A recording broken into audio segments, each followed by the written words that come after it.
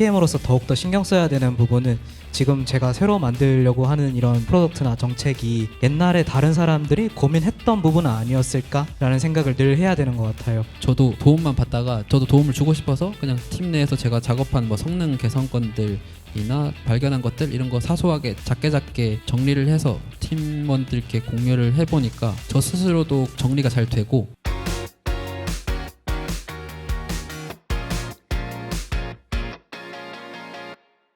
오늘 이렇게 9월 그로잉데이에 오신 여러분 환영합니다. 저는 오늘 진행을 맡은 코드스테이츠 커뮤니티 팀 콘텐츠 매니저 김혜원인데요. 여기에 이제 배달의 민족 서비스를 모르시는 분은 없을 것 같은데요. 오늘은 배달의 민족 서비스의 심장이라고 불리는 우아한 형제들 셀러 시스템 팀 PM과 백엔드 개발자 이렇게 두 분을 모시고 지리체계 프로젝트 이야기를 나눌 예정이에요. 배달의 민족 지리체계를 행정동에서 법정동으로 바꾼 프로젝트 이야기인데요. 그러면 바로 연사분들 소개하려고 하는데요. 들어오시면 박수로 맞아주세요. 만나서 반갑습니다. 가볍게 자기소개 부탁드릴게요. 안녕하세요. 저는 우아한 형제들 셀러 시스템 팀이라는 곳에서 4년차 백엔드 개발을 하고 있는 김효건이라고 합니다. 잘 부탁드립니다. 안녕하세요. 저는 우아한 형제들 셀러 시스템 팀에서 PM 역할하고 있는 안진성이라고 합니다. 반갑습니다. 두 분이 함께 셀러 시스템 팀에 계신데요. 셀러 시스템 팀을 배달의 민족의 심장이다라고 비유하는 걸 들었어요. 그만큼 영향을 끼치는 타 유관 부서들이 되게 많다는 의미인 것 같은데요. 이제 두 분이 직접 팀에 대해서도 소개해 주시면 좋을 것 같아가지고요. 네, 저희 셀러 시스템 팀은 아마 배달의 민족 앱을 써보신 분들은 다 아시겠지만은 거기에 무수히 수많은 가게 정보들이 있는데 그 가게의 사업자 정보와 이제 가게 정보들을 관리하는 팀이라고 생각해 주시면 되고요. 그 사업자 정보와 가게 정보의 정책을 관리하고 그 데이터들을 다른 유관부서에 서빙하는 역할을 수행하고 있는 팀이라고 이해해 주시면 될 것 같습니다. 저는 개발자 관점에서 설명드리면은 배달의 민족을 사용하는 사장님 방향에서는 데이터를 공급을 받고 배달의 민족 앱을 실제 사용하는 고객들에게 데이터를 제공을 하는 사이에 있는 팀이라고 이해해 주시면 좋을 것 같습니다. 굉장히 중요한 일을 하고 있는 팀인 것 같은데요. 이번에 프로젝트 다과에서 이야기해 주실 프로젝트 이야기를 해보려고 해요. 배달의 민족 서비스에서 사용하는 지리체계를 행정동에서 법정동으로 변경하는 대규모 프로젝트였다고 들었는데요. 행정동이랑 법정동 개념도 조금 생소하신 분들도 있을 것 같아서 그거부터 먼저 한번 설명을 해주시겠어요? 다들 법정동, 행정동이라고 하면은 좀 생소하실 텐데 저도 저희 팀에서 이 프로젝트를 맡기 전까지는 잘 몰랐었거든요. 개념을 설명드리면은 법정동은 이제 국가에서 법으로 정해진 단위의 영역이고요. 행정동은 행정구역 관리를 위해서 나누는 단위예요. 그래서 행정동은 이제 인구 변동이나 이런 거에 따라서 변경이 꽤 자주 일어나고 법정동은 법으로 정해진 지역이다 보니까 그 뭐 인구나 이런 행정 변동에 따른 변경이 상대적으로 적은 차이가 있습니다. 근데 이제 기존에는 배민에서는 행정동을 이제 지리체계 기준으로 삼고 있었어요. 그래서 이제 법정동이 좀 더 얇은 영역이다라고 이해하실 수도 있는데 경기도 양주시의 동을 하나 가져왔는데 지방으로 가면 오히려 법정동이 더 좁은 영역인 걸 보실 수 있어요. 인구는 이제 수도권의 인구가 밀집되어 있다 보니까 행정동이 좀 더 세밀하게 관리가 돼야 돼서 수도권에서는 좁게 행정동이 이루어지고 반대로 인구 밀집도가 좀 적은 지방은 행정동이 더 넓게 편성이 되는 이런 차이가 있습니다. 이게 어떤 문제를 해결하기 위해서 시작됐는지 이야기를 들어보고 싶고요. 배민에서는 할증 배달팁이나 배달 가능 지역 이런 것들을 행정동 기준으로 판단을 하고 있다 보니까 국가에서 행정동을 변경을 해버리면은 그 데이터를 실시간으로 반영을 해주지 못하면은 배달 가능 지역을 판단하는 로직이나 배달팁 할증에 대한 로직 이런 것들이 실제 동과는 다르게 책정될 수 있는 문제가 있어서 첫 번째 프로젝트를 진행하게 된 배경은 그렇게 되었습니다. 그리고 다음은 국가에서 행정동을 변경을 하면은 배민 앱에 변경을 반영하는 과정을 주 단위로 얼마 정도 걸리는지 표현을 해봤는데 이것만 해도 약 한 3-4달이 걸리는 작업인데 이 큰 작업을 매번 사소한 국가에서 행정동 변경할 때마다 반영하기에 너무 큰 작업이어서 1년에 한 번씩만 진행을 했고요. 연간에 발생하는 변경에 대해서는 반영을 할 수가 없기 때문에 수많은 실제 동과 배민동의 불이치로 문제점들이 많이 발생을 했었습니다. 그래서 이 프로젝트를 진행을 하게 된 두 번째 이유입니다. 효건님이 말씀 주신 것처럼 행정동 기반으로 고객에게 배달 팁을 부과하는 기능이 배민 내에 있었는데 이 행정동이라는 것이 워낙 변경이 잦다 보니까 저희가 그거를 실시간성으로 계속 반영해주지 않다 보면은 나는 기존에 A동에 속해 있었는데 지금은 또 바뀌어서 B동의 배달 팁을 받아야 되는데 왜 기존에 A동의 배달 팁을 받아야 되는가와 같이 과거 행정동에 따른 배달 팁이 오른쪽에 있는 이미지이고 바뀐 행정동 기준으로 봤을 때는 왼쪽의 이미지대로 부과를 받아야 되는데 지금 보면 오른쪽에서 2,000원을 받아야 되는 분이 바뀌어서 3,000원을 받게 되는 이런 현상을 보실 수 있을 거예요. 그래서 이런 부분들로 인해서 고객이랑 사장님께서 불편함을 겪으시는 경우가 너무 많았고 그래서 저희는 이 행정동 기반의 배달팁 기능을 거리를 기반으로 한 배달팁 기반으로 바꾸자가 이번 프로젝트의 하나의 항목으로 또 포함되어서 진행되었었습니다. 이런 법정동 데이터로 변경함으로 인해서 저희가 이제 변경 빈도나 이런 것들을 획기적으로 이전보다 줄일 수 있을 것 같고요. 고객센터로 VOC 이런 것들이 발생하는 것도 기존 대비 현저히 줄어들어서 구체적인 수치를 말씀드릴 수는 없지만 이 프로젝트의 성과에 대한 지표를 저희가 조회해 봤을 때 대략 억 단위 정도의 비용 절감 효과가 발생했음을 확인할 수 있었어요. 그리고 이제 프로젝트 기간도 한 8개월 정도 되고 QA 작업도 진행하셔야 됐고 관련된 유관 부서가 굉장히 많았다고 들었어요. 한 몇 개 정도 된다고 하셨었죠? 프로젝트 유관 부서가 한 20에서 30개 정도 되었던 것 같습니다. 20에서 30개의 유관 부서와 커뮤니케이션 하는 경험이 흔한 경험은 아닐 것 같은데요. 협업 경험은 어떠셨는지도 궁금한데요. 아무래도 이제 부서별로 각자 부서의 가장 우선순위가 다를 거고요. 과제를 수행해야 되는. 그렇기 때문에 이제 저희 과제를 유관 부서에서 같이 수행해 주는 거에 대한 충분한 설득 과정이 필요했고 그에 따라서 다른 부서의 리소스를 저희 이 프로젝트에 할당하는 것을 얻어내는 설득과 공감의 과정이 상당히 좀 쉽지는 않았고요. 하지만 그렇게 30개의 부서가 모두 일정을 맞춘 뒤부터는 순차적으로 프로젝트가 잘 진행되었던 것 같고 회사 내 부서들과의 협업은 그런 식으로 진행되었고요.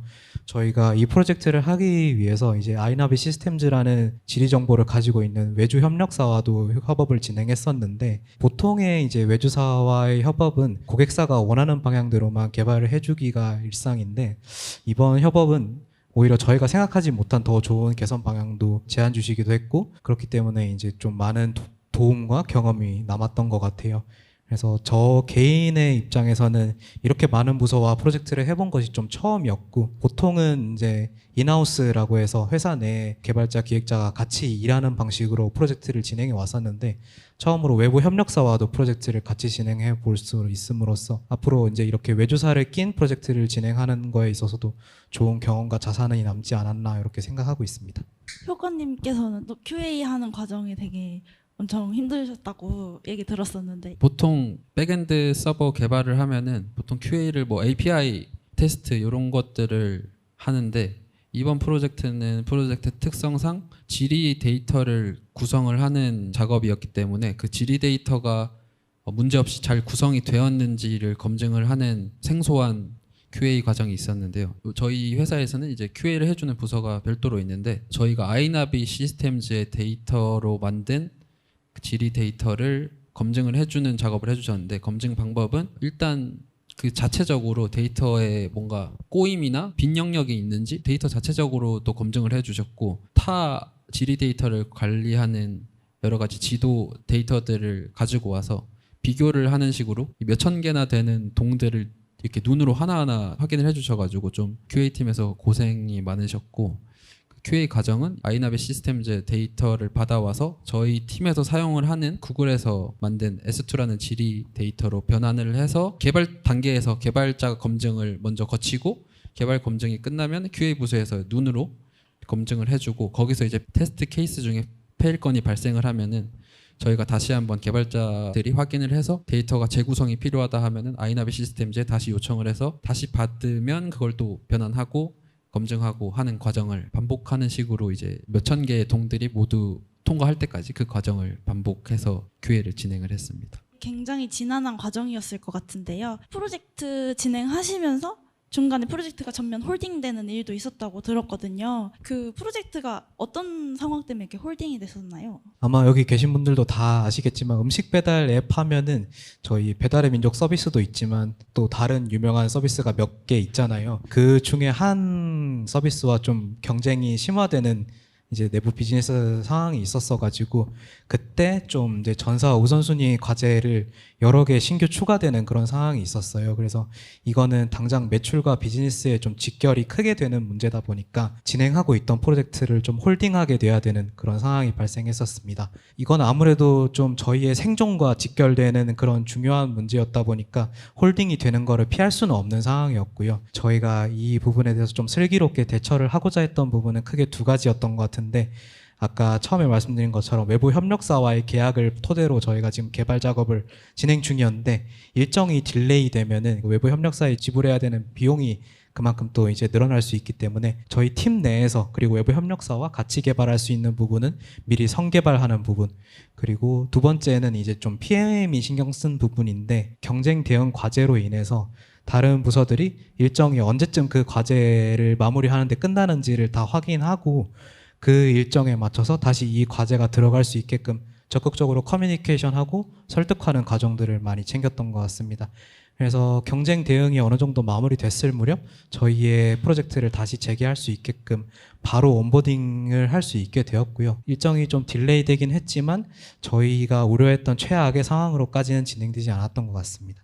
다양한 유관부서와 협업부터 해서 이렇게 일정 관련해 가지고 정말 난이도가 높았던 프로젝트라는 생각이 들어요. 반면에 또 개발자 입장에서도 이렇게 프로젝트가 홀딩되면 아까 얘기해 주셨던 것처럼 외주 협력사 일정은 그대로 진행되어야 되고 내부 일정은 이제 홀딩되고 이런 문제 상황이 생기면서 개발자 입장에서도 되게 어려움이 있었을 것 같은데요. 어떠셨나요? 저희 팀은 이제 다른 결제나 뭐 노출 이런 팀의 데이터를 제공을 해주는 입장이다 보니까 저희 팀에서 데이터를 완전히 구성을 해서 검증을 하는 작업을 먼저 다 끝내고 나서 이제 외부 유관 부서들이 작업을 하는 순서였는데 저희 내부 팀에서 데이터 구성 검증 작업까지는 모두 끝난 후에 유관 부서의 작업 일정이 그 후에 이렇게 진행되는 식으로 딜레이가 됐었는데 개발자 입장에서는 저희 팀 작업은 이제 모두 끝난 상황이고 하지만 이제 외부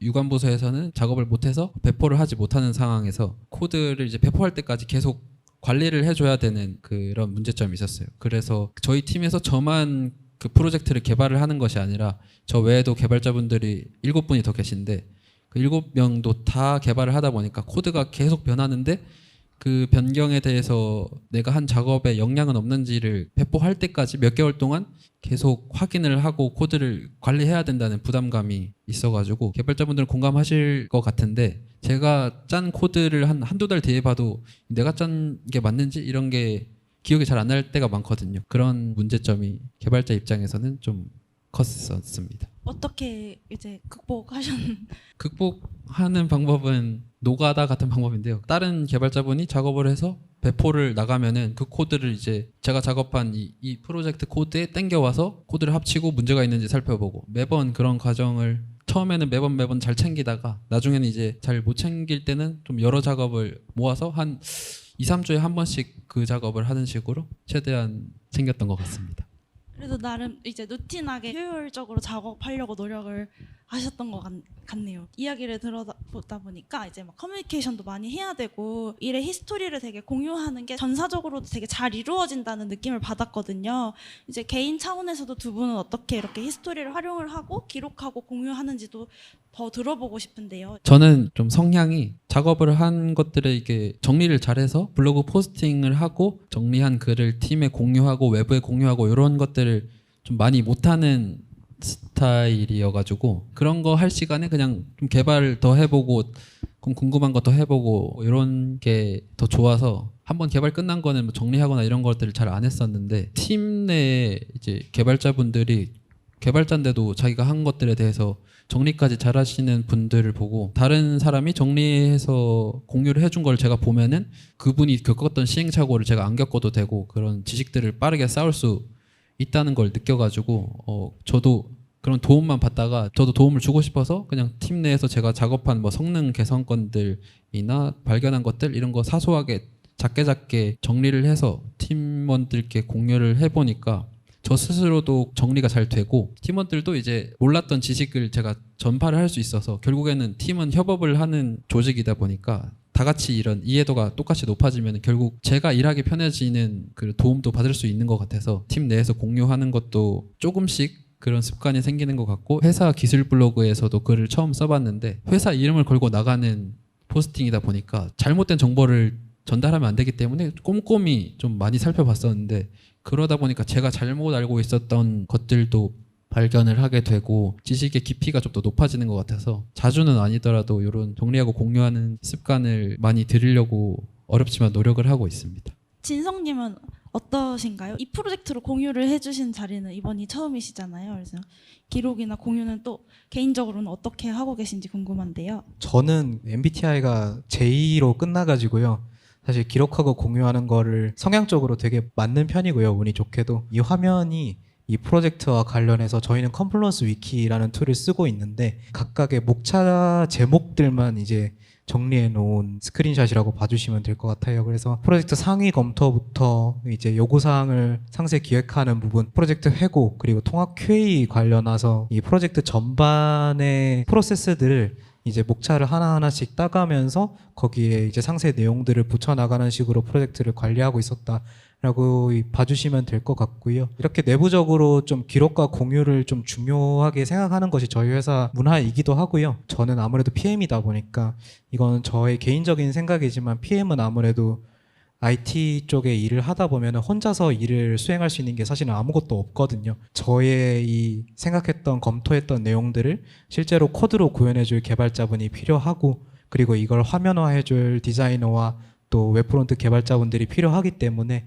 항상 내가 무엇을 원하는지를 잘 정리하고 설득하기 위해서는 이렇게 기록하는 것이 너무나도 중요하다고 생각하고 있습니다. 그래서 열심히 하고 있지만 아직 많이 부족하다고 생각하고 있고 이런 부분들을 항상 노력하려고 많이 신경 쓰는 것 같아요. 지금까지 이렇게 또 프로젝트에 대해서 다양한 이야기를 프로젝트 차원에서 들었는데요.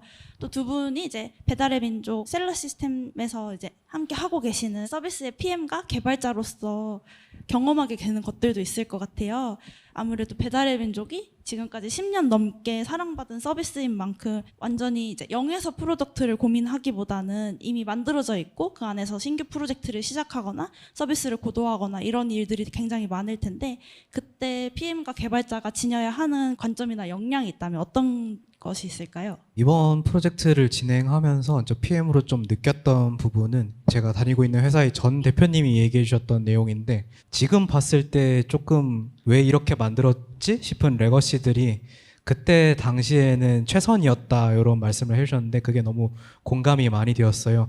저희가 아까 말씀 주신 것처럼 지금 10년 가까이 되어온 서비스이고 그만큼 코드적인 부분에 있어서 그리고 정책적인 부분에 있어서도 쌓여온 게 많은데 그렇기 때문에 PM으로서 더욱더 신경 써야 되는 부분은 지금 제가 새로 만들려고 하는 이런 프로덕트나 정책이 옛날에 다른 사람들이 고민했던 부분은 아니었을까라는 생각을 늘 해야 되는 것 같아요. 고민을 했다면 그때는 왜 하지 않았는지 그리고 했을 때 장단점으로 판단한 것들은 무엇인지와 같은 좀 히스토리적인 부분들을 많이 살펴보고 이제 프로젝트를 구성하는 것이 좀 더 프로젝트의 완성도에 있어서 더 좋은 결과를 가져온다는 점을 많이 느낄 수 있었던 프로젝트였던 것 같아요. 저도 개발자 입장에서 레거시에 대한 뭔가 제가 생각하기에 지녀야 하는 역량으로 하나 말씀드려보면은 제가 최근에 많이 느끼고 있는 거여서 더 잘 말씀드릴 수 있을 것 같은데 제가 입사한 지 이제 거의 3년이 좀 넘어가는데 입사한 지 몇 달 안 됐을 때 과제로 받았던 작업이 있었거든요. 이제 더 이상 사용하지 않는 데이터를 페이드 아웃하는 그런 작업이었는데 그 3년 동안 미루어진 이유가 저희 배민 같은 빠르게 개발을 하는 회사에서는 미사용하는 걸 페이드 아웃 할 만큼 여유가 또 없다고도 볼 수도 있거든요. 그래서 자꾸 미뤄지게 된 것 같은데 저도 미사용 페이드아웃 하는 게 재미가 없거든요. 새로운 거 만드는 게 좋지 그냥 안 쓰는 거 지우는 작업은 재미가 없어서 하기 싫었는데 하고 나서 팀장님께서 권장해 주신 게 하기 싫었지만 작업 어쨌든 했으니까 성과 지표로 뽑아볼 수 있는 것들을 좀 찾아봐라 해서 그런 것을 하나하나 좀 찾아봤어요. 예를 들어서 사용 안 하는 코드를 지우다 보니까 그만큼 코드 커버리지라고 검증된 코드들을 어느 정도인지 비율을 뽑아볼 수 있는 게 있는데 조금 올라갔던 걸 볼 수 있었고, 사용하자는 코드랑 데이터를 지우다 보니까 배포나 테스트 돌릴 때 빌드 속도가 조금 빨라져가지고 개발자의 리소스 같은 걸 좀 줄일 수도 있었고, 사용을 하지 않는데 서버가 띄워져 있어서 저희 서버 비용으로 한 3,400만 원 연간 나가더라고요. 그런 것도 이제 제거를 해서 비용적으로도 절약을 했었고, 처음엔 하기 싫은 작업이었는데 팀장님께서 성과지표 같은 거를 뽑아보라 해서 뽑아보니까 꽤 나름 의미 있는 작업을 했다고 느껴져가지고, 이 내용들을 이제 팀원들한테 이런 개선이 있었다고 공유를 드릴 수도 있었고, 미사용하는 코드나 데이터들에 대해서 페이드아웃 하는 작업들도 굉장히 중요하고, 이게 쌓이면 쌓일수록 나중엔 더 지우기가 힘들어지거든요. 좀 연차가 얼마 안 되신 분들이나 취준생 분들 입장에서는 지우는 게 중요하다라는 그런 생각은 잘 하기 어려울 텐데, 사용하지 않는 것들은 빨리빨리 지워서 더 지우기 어려워지기 전에 지우는 게 생각보다 많이 중요하다라는 걸 말씀드리고 싶습니다. 이렇게 두 분하고 계속 이야기하면서 받은 인상은 마라톤 선수 같다라는 느낌을 많이 받았는데요. 서비스를 안정적으로 운영하기 위해서 지구력을 가지고 치열하게 되게 고민하고 끝까지 밀어붙이는 그런 일의 방식을 택하고 계신 것 같아요. 그래서 오늘 이 자리에 오신 IT 프로덕트를 함께 만들어가는 다른 분들도 다 각자의 치열함과 고민들이 있을 텐데, 오늘 이야기가 각자의 경험에 맞는 모양으로 다 잘 전달되기를 바라고요. 오늘 이 자리에 이제 함께 해주셔서 감사하다고 박수 한번 다시 부탁드릴게요.